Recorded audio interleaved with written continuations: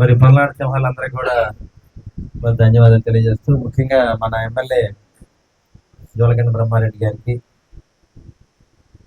మరి జేడీ గారికి, పశు వైద్యాధికారులందరికీ కూడా ధన్యవాదాలు తెలియజేస్తూ ఒక మంచి కార్యక్రమాన్ని ఏర్పాటు చేశారు. అంటే పల్నాడు ప్రాంతం అంటే పాడి పంట. నిజంగా మీరు చాలా సుఖంగా ఉంటారు. పట్టణాలకు దూరంగా ఉండి పల్లెల్లో జీవనం గడుపుతూ ప్రశాంతంగా ఉంటారు.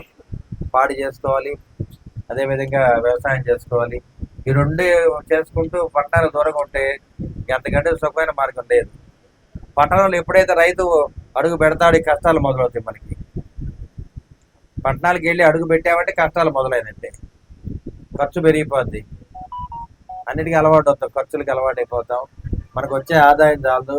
ఇవాళ రైతులకు ముఖ్యంగా ఉన్న ప్రాబ్లం ఏంటంటే మనకు వచ్చే ఆదాయానికి ఖర్చుకి సరిపోవట్లేదు.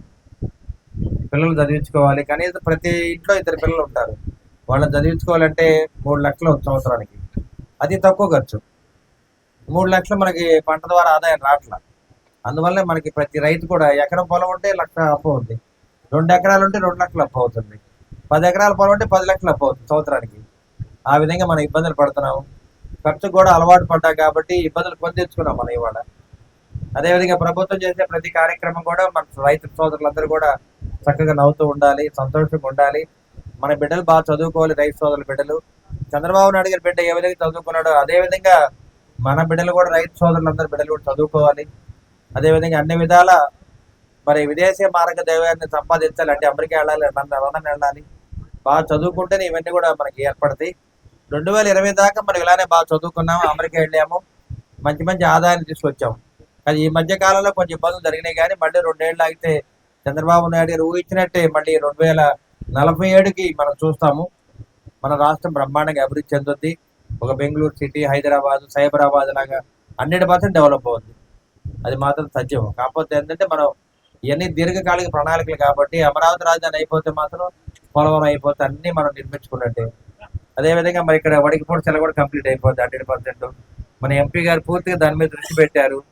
వడికిపూడి సెల అయిపోతే రైతులకి చాలా బాగుంటుంది, మాచర్ల ఏరియా రైతులందరూ కూడా, వినుకొండ ప్రాంతానికి. అదేవిధంగా ప్రభుత్వం చేపట్టే ప్రతి కార్యక్రమం మనుషులకు కాదు వైద్యం, పశువులు కూడా వైద్యాన్ని అందజేస్తున్నారు.